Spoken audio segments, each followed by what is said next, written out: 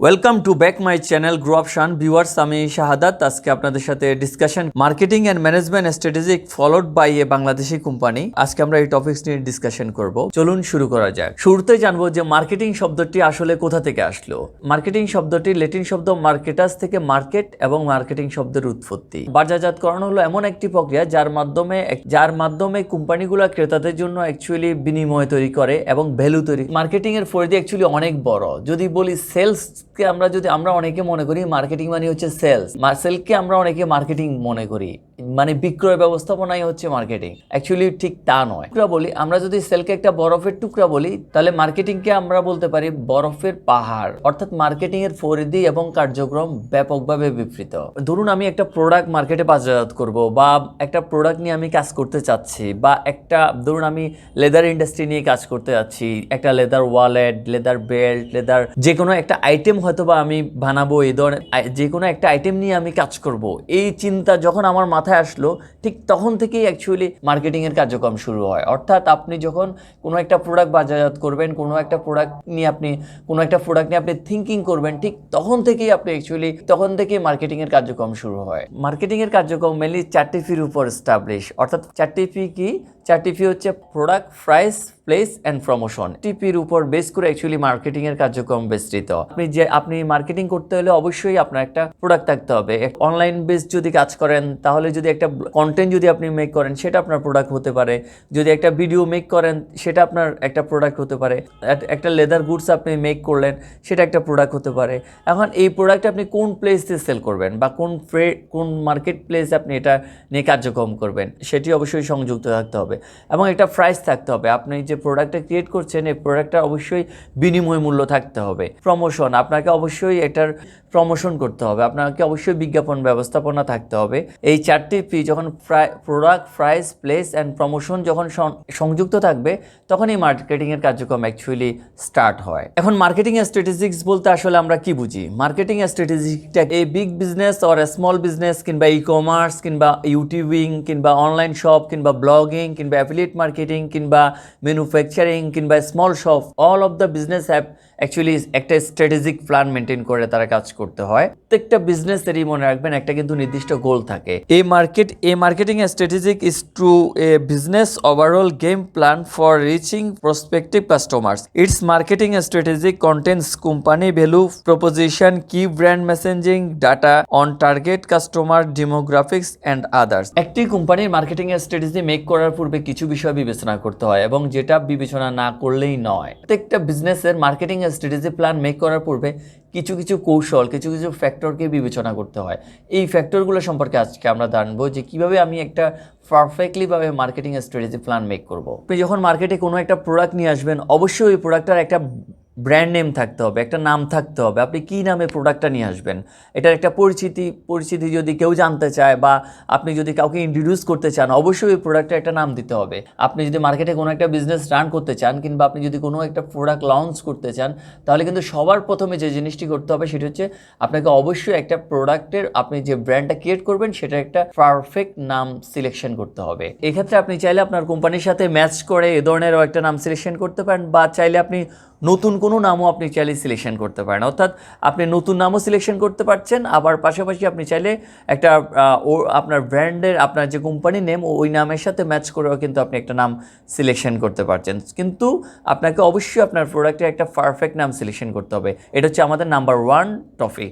2 নম্বর পয়েন্টে যেটি থাকছে, আপনার প্রোডাক্টের অবশ্যই একটা গুণগত মান থাকতে হবে, অর্থাৎ এবং কার্যকারিতা থাকতে হবে। অর্থাৎ আপনি যে প্রোডাক্টটা মার্কেটে লঞ্চ করবেন, সাপোজ আমি লেদার গুডস নিয়ে কাজ করব, তো লেদার গুডসের নিশ্চয়ই কোনো না কোনো অ্যাক্টিভিটিস আছে, কি কাজে ব্যবহার হয়, এটার কার্যাবলী, এটার উপকারিতা, এবং কি এটা কিভাবে ইউজ করব, এবং অর্থাৎ একটা কার্যাবলী মেক করতে হবে, যেটা পরে কিংবা যেটা জেনে, যেটা কারোর সাথে শেয়ার করলে পরে মানুষ যেন সহজেই বুঝতে পারে যে এই প্রোডাক্টের আসলে এই কাজ, এই প্রোডাক্টের আসলে অ্যাক্টিভিটিস যেটা, এই প্রোডাক্টটা আসলে এইভাবে কাজ করে।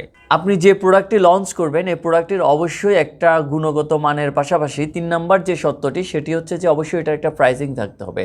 আপনি একটা প্রোডাক্ট মার্কেটে লঞ্চ করবেন, কিন্তু এটার কোনো দাম থাকবে না, এটার কোনো বিনিময় মূল্য থাকবে না, তা তো না।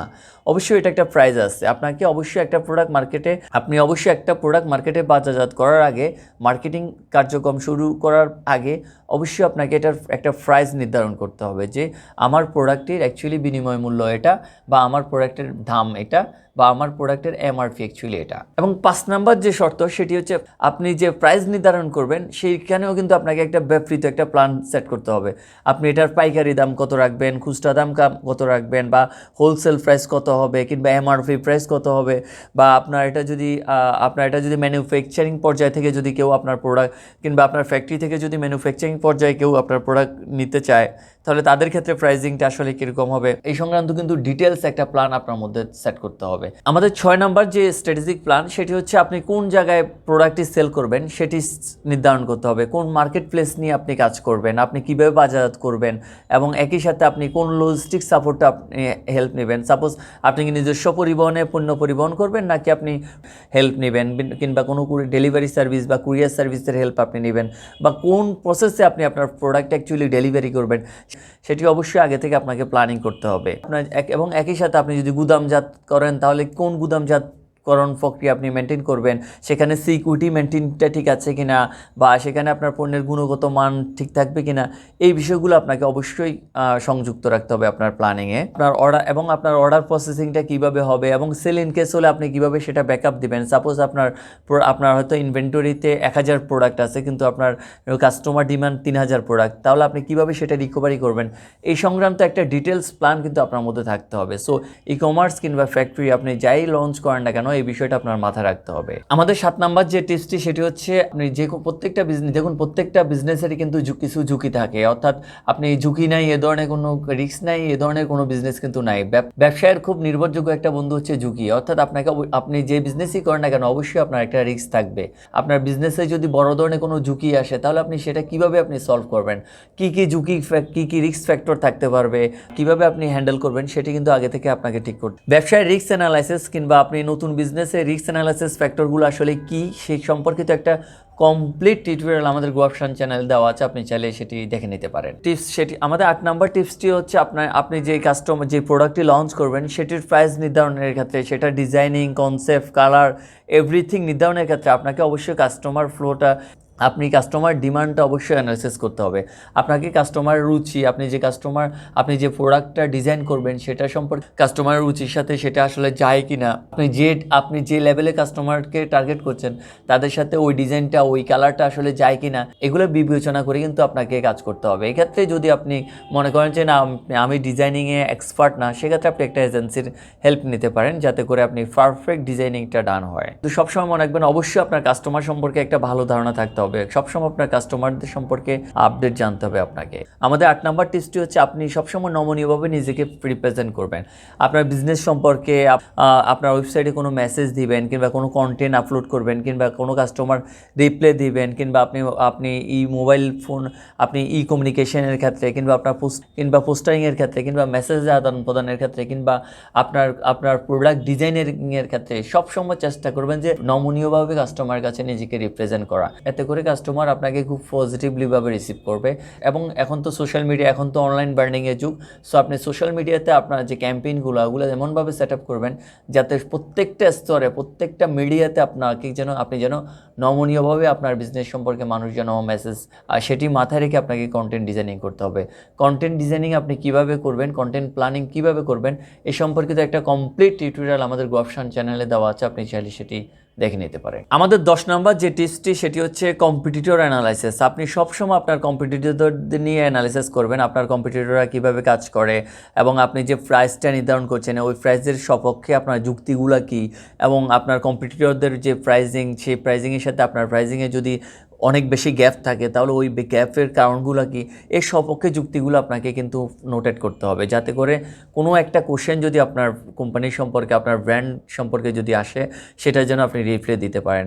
এই ধরনের একটা কনসেপ্ট কিন্তু আপনার মধ্যে, প্ল্যানিংয়ে আপনার মধ্যে থাকতে হবে, যাতে করে যে কেউ জানতে পারে, বুঝতে পারে, এবং সহজে যাতে করে যে কেউ কিন্তু আপনার কোম্পানি সম্পর্কে একটা ধারণা নিতে পারে। এবং সবসময় আপনার কম্পিটিটরদের অ্যাক্টিভিটি আপনি ফলো আপে রাখবেন, যাতে করে তারা আসলে কীভাবে কাজ করে, তাদের কাজের ধরনটা কী, তারা কীভাবে মার্কেটিং করে, কীভাবে ব্র্যান্ডিং করে, তাদের প্রোডাক্ট ডিজাইন কী, তাদের যে প্রোডাক্ট কভারেজ ডিজাইনগুলো কী, তাদের কমিউনিকেশন স্কিলগুলো কোন কোন কমিউনিকেশন স্ট্র্যাটেজি মেনটেন করে, এগুলো ফলো করেও কিন্তু আপনি আপনার ব্র্যান্ডের কিংবা আপনার কোম্পানির কমিউনিকেশন স্ট্র্যাটেজি আপনি সেট আপ করতে পারেন। আমাদের 11 নম্বর টিপসটি হচ্ছে আপনার বিজনেস এবং কোম্পানির সম্পর্কে ডিজাইন এবং গ্রাফিক্যালিভাবে আপনি আপনার কাস্টমারদের কাছে রিপ্রেজেন্ট করুন। সাপোজ আপনার সেলস ভলিউম, কাস্টমার ভলিউম, আপনার প্রোডাক্ট অ্যাভেলেবিলিটি, কমিউনিকেশন অ্যাভেলেবিলিটি, আপনার বিজনেসের ফ্লো, গত বছর আপনার বিজনেস অবস্থান কী ছিল, বর্তমানে কি কেমন, ভবিষ্যতে কেমন হোপ করেন, টোটাল একটা ডায়াগ্রাম আপনি চাইলে কিন্তু কাস্টমারদের কাছে গ্রাফিক্যালি আপনি রিপ্রেজেন্ট করতে পারেন। এতে করে যে কেউ আপনার বিজনেস সম্পর্কে ধারণা পাবে।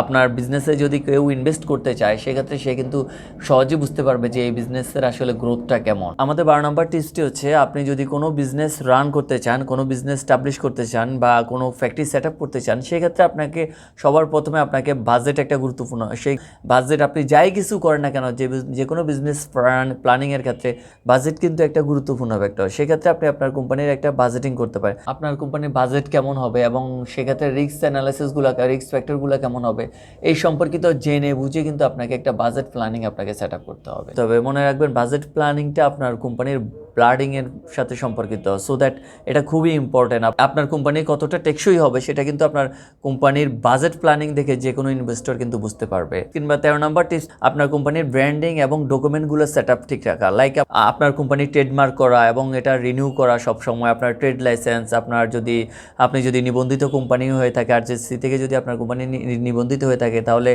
এটা টাইম টু টাইম এটা টিন, ব্যাট এবং এভরিথিং আপডেট রাখা, এই সম্পর্কিত ডিটেলসগুলো আপনাকে টাইম টু টাইম করতে হবে। যদি আপনি মনে করেন যে না, এবং আপনার কোম্পানি একটা ফাইন্যান্স ব্যাকগ্রাউন্ড মেক করা, আপনার কোম্পানির ফাইন্যান্স স্টেটমেন্টগুলো ঠিক করা, এই সবই আপনাকে করতে হবে আপনার কোম্পানি সেট আপ করার আগে। আপনার কোম্পানির স্টার্টিং পর্যায়ে কিন্তু আপনাকে এই ডকুমেন্টগুলো মেক করতে হবে। তো ভিউয়ার্স, এতক্ষণে আপনি জেনে গেলেন যে কীভাবে আপনি আপনার কোম্পানির মার্কেটিং অ্যান্ড ম্যানেজমেন্ট স্ট্র্যাটেজি প্ল্যানিংটা আপনি সাজাবেন, সেটি এতক্ষণে জেনে গেলেন। এবং এটার অ্যাডভান্স একটা টিউটোরিয়াল আমাদের গোয়াপশন চ্যানেলে আসবে, আপনি চাইলে সেটিও দেখে নিতে পারেন। তো আপনি যদি আমাদের গোয়াপশন চ্যানেলে নতুন হয়ে থাকেন, প্লিজ আমাদের চ্যানেলটি সাবস্ক্রাইব করে রাখুন আমাদের আপকামিং যে কোনো ভিডিও দেখার জন্য, এবং আপনার সোশ্যাল মিডিয়ায় আমাদের টিউটোরিয়ালটি শেয়ার করে রাখুন যাতে আপনার ফ্রেন্ড সার্কেলও আমাদের টিউটোরিয়ালটি দেখতে পারে। এবং আপনার যদি মূল্যবান কোনো মতামত থাকে অবশ্যই আমাদের কমেন্ট বক্সে কমেন্ট করে জানাতে পারেন। ধন্যবাদ।